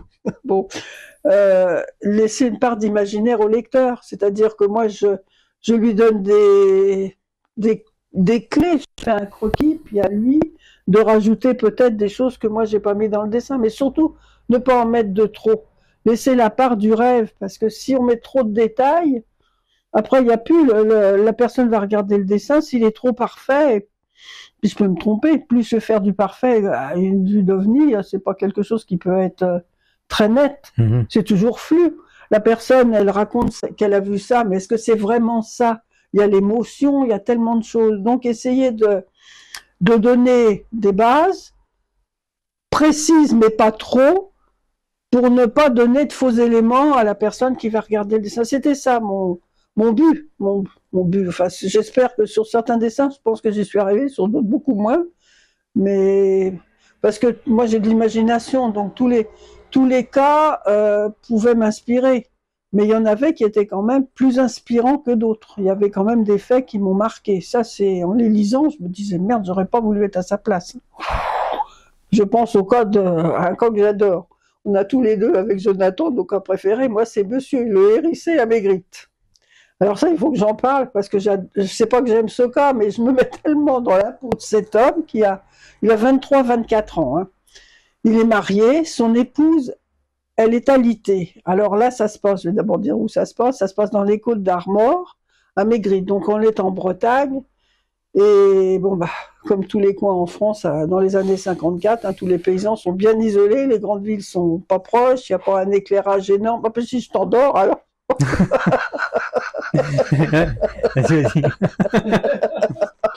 Ah non, mais je te regarde pas, mais je vois bien sur les côtés aussi. Non, mais t'as le droit, hein, t'es fatigué aussi, t'as fait du voyage. Hein. Donc, ce monsieur, le hérissé, il a des chevaux. Et alors l'horaire, là j'ai vu que M. Gonzalez a fait des enquêtes là-dessus, comme sur beaucoup d'autres cas, il aime la précision, il me le jure exact et tout. Alors là ça se passe le 2 octobre 54, moi je pensais que c'était 23h30 et j'ai lu qu'on serait plutôt autour de 22h, 22h30. Mais bon, à une heure près, le phénomène est le même lui. Hein. Donc il est 22h30, il fait déjà nuit puisque c'est le 2 octobre. Il veut aller voir ses chevaux et leur donner à boire. Alors là aussi, il y a quelques variantes, mais moi j'en reste sur cette version-là. Donc, il sort de chez lui, il laisse sa femme alitée à l'intérieur, il fait nuit, il a l'habitude, il y a à peu près 70 mètres pour aller jusqu'à, je sais pas si c'est son écurie ou si c'est le pré où il y a ses chevaux dans le fond. Il doit traverser sa cour, il doit passer entre une meule de foin, une grosse meule de foin, et de l'autre côté, il y a un hangar où il doit mettre son tracteur ou ses outils pas de jardinage, mais d'agriculteur. Donc, il avance et juste à la hauteur de la meule de foin, il voit au sol une lumière. Alors, comme il n'y a pas d'éclairage et tout, il regarde en haut, il n'y a pas la lune non plus ce jour-là. Il regarde et puis il évalue ça à 50 mètres. Bon. Il voit ce qu'on appelle une soucoupe, une forme ronde avec un dôme lumineux à l'intérieur duquel il voit une ombre qui semblerait humaine, on va dire humanoïde, humaine. Bon. Donc, alors, ses chevaux,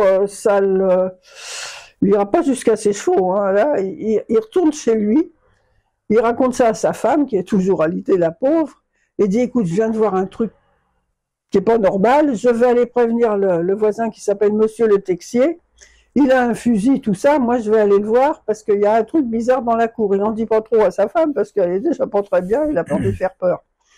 Alors il retourne quand même dans sa cour, il doit prendre un petit chemin sur la droite pour aller chez le voisin, mais il se rend compte, il fait ses 30 mètres à peu près avant de tourner à droite, puis il voit l'engin qui n'est plus à 50 mètres, mais là, il l'évolue à 4 mètres. Comme il y a la meule à côté, là, je pense qu'il avait quand même un repère pour voir. Et il voit cet engin qu'il évalue à 3-4 mètres de diamètre, peut-être plus. Hein, bon. Et à l'intérieur, bon, au-dessus, il y a toujours le dos, mais à l'intérieur, il y a bel et bien deux silhouettes qui semblent fixes, mais qui voient bien une tête et des bras, et c'est là. Oh, alors là, il a la trouille. Là, il faut le comprendre, il fait nuit, il est tout seul, il n'y a pas de lumière, il n'y a pas de monde autour. Monsieur le Texier, il le verra une autre fois, il retourne chez lui, il est vraiment les pétoches, il ferme tout, sans rien dire à sa femme, il ferme les volets, il ferme tout, il va se coucher et il saura pas ce qu'est devenu le phénomène. Il ressortira que le lendemain en ouvrant les volets, et puis voilà, il n'y aura plus rien.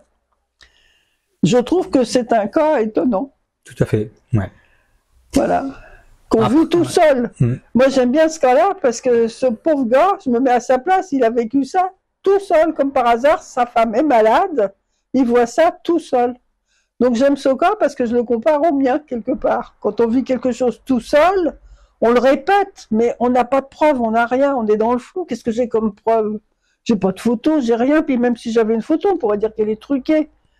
On vit quelque chose, bon, bah, il faut le digérer. C'est un témoignage, et voilà. Comme tous les témoignages, ils sont voilà. livrés à caution, voilà. Et un témoignage ufologique a le même poids qu'un témoignage pour la justice quand tu vois quelqu'un qui est tué dans la rue. Voilà. Je vois pourquoi on ne croirait pas à quelqu'un qui a vu un objet, alors qu'on croit à quelqu'un qui a vu éventuellement quelqu'un se faire tuer, puis on a plus de paroles pour là-dessus. Bon bref, je sais que tout à l'heure là, tu me disais, j'en ai marre quelque part. On vit à 3 ici avec Camille qui est toujours présent. Voilà. Je sais que pour les gens qui vivent dans l'ufologie, qui vivent d'ufologie, ou qui vivent d'astronomie en plus, ou qui vivent encore d'autres passions, qui ont plusieurs passions, est-ce que pour toi c'est... Alors tu me réponds si tu veux, est-ce que c'est un poids tout ça? Et comme par exemple une compagne ou un compagnon, encore avec quelqu'un qui est à fond dans l'ufologie, est-ce que c'est un poids ou est-ce que c'est quelque chose qui t'apporte quelque chose dans ta vie? Bah ça m'apporte.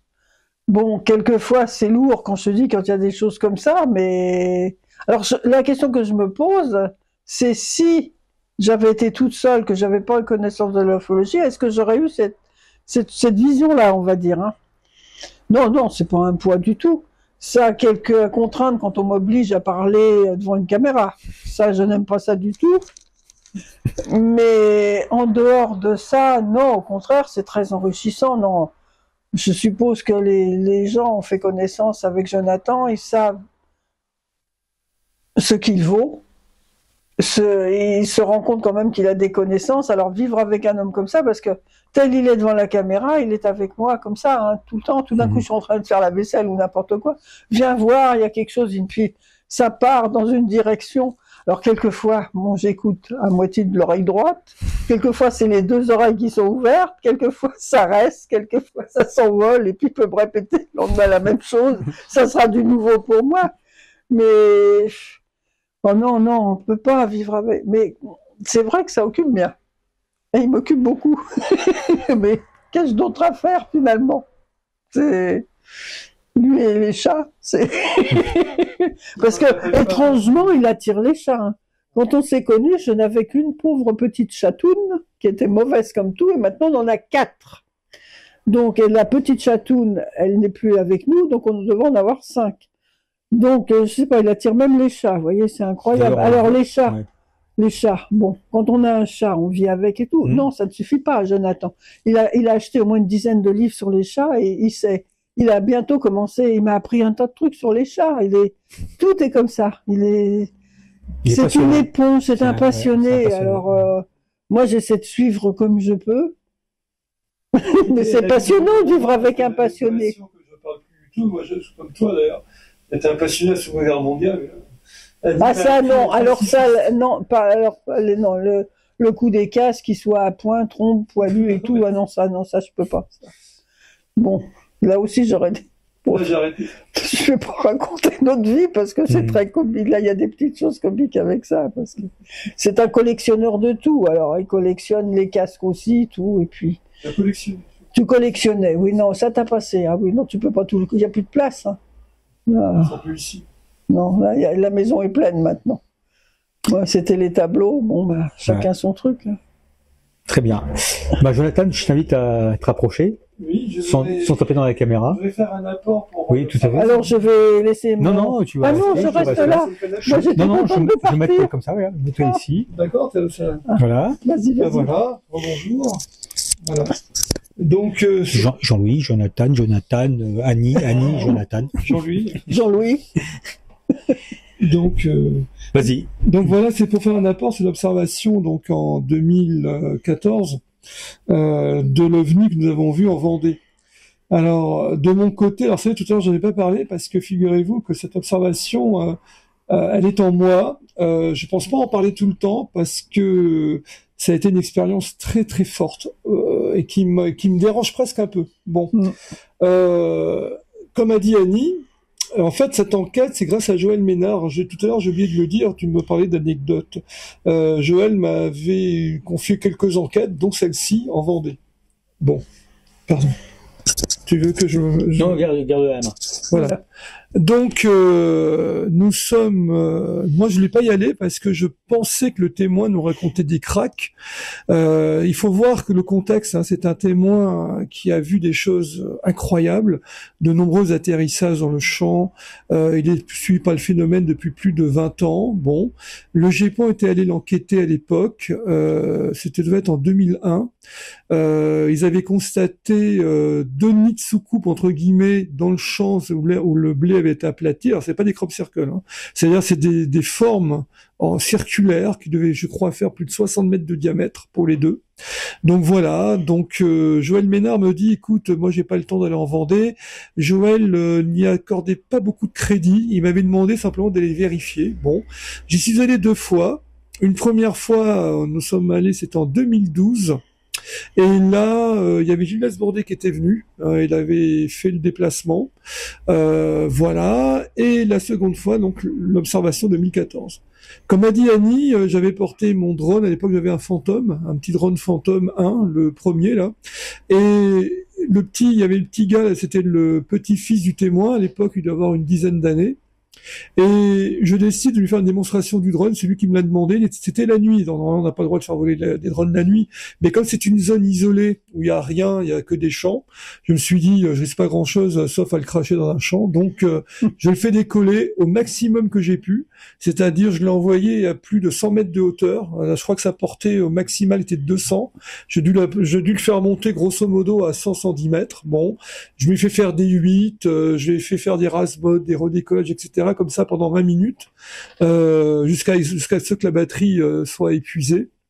Non, j'exagère, c'est même pas 20 minutes, ça devait être 10 minutes, parce qu'à l'époque, le Phantom 1, c'est moins que ça. C'est 10 minutes. Donc, je repose l'appareil, je vais à la voiture qui est en bordure du champ, et comme a dit Annie, le témoin nous prévient très excité, il y a quelque chose là-bas, venez. Alors, je me dis en moi, oh là là, qu'est-ce qu'il a encore à nous embêter, celui-là, parce que j'y croyais pas, alors, son truc, hein. Bon, à son observation, je trouvais que c'était trop énorme pour être vrai, bon. Malgré l'enquête du GEPAN, je me disais, je sais pas. Bon, alors donc, je me retourne, et là, paf, sidération. De mon côté, je vois, moi j'en ai vu 3. J'ai vu 1, 2, 3, j'ai vu 3 lignes parallèles, de lumière orange qui s'allumait une à une. Alors comme dit Annie, moi je crois que c'était de la gauche vers la droite, c'était 1, 2, 3, 4, 5, ainsi de suite, et 2 en haut à droite à part, un peu plus haut. Oui, à droite. Et là, j'avoue, j'étais équipé comme pas possible. Là, j'avoue, ça sert à rien d'avoir un équipement, vous voyez. J'avais au sol, j'avais 10 caméras infrarouges qui étaient déployées sur pied avec un PC vidéo, voilà. J'avais des caméras pièges photographiques dans le champ, j'en avais 3, dans une dans le pylône que vous a décrit Annie. J'avais un drone terrestre avec 4 caméras infrarouges. Voilà, mais lui il était trop bas. Et figurez-vous que mes caméras infrarouges vidéo là de surveillance n'étaient pas en route, voilà, donc ça sert à rien. Et moi j'avais un appareil photo sur moi spécial qui est le Nikon S1500, c'est-à-dire qu'est-ce qu'il est de spécial? Il est capable de prendre une photo de nuit sans aucun flash, parce il est équipé d'un capteur qui avait, comment on appelle ça, un amplificateur de lumière. Ça fait qu'on peut faire des photos dans le noir pratiquement complet et elles sont à peu près correctes. Et là, je suis vraiment subjugué par ce que je vois. J'arrive pas à en croire mes yeux. Et immédiatement, dans mon esprit, j'ai conscience que je vois quelque chose qui n'est pas d'ici. Et je me dis, merde, c'est donc vrai. Voilà. C'est là que je me suis dit tout de suite, mais c'est vrai alors. Parce que là, j'en avais la preuve devant moi. Et je comprenais pas ce que je voyais. Et après un petit moment, je reprends mes esprits au dehors de la sidération et j'arrive à prendre 2 photos. Alors ça s'est éteint progressivement et il est resté en haut à droite les deux lumières. Ah, j'ai oublié de dire que j'ai pris mes jumelles quand même. Et avant que ça s'éteigne totalement, moi j'ai remarqué qu'aux jumelles c'était un orange blafard et entre les lumières, il semblait avoir une sorte de brume. C'était bizarre, on aurait dit une brume de vapeur et qui obstruait le ciel. On voyait pas les étoiles à travers, effectivement. Enfin, pour moi, j'ai vu ça comme ça. Et avant que ça s'éteigne totalement, j'ai le temps de prendre 2 photos, dont une est ratée et l'autre est à peu près correcte.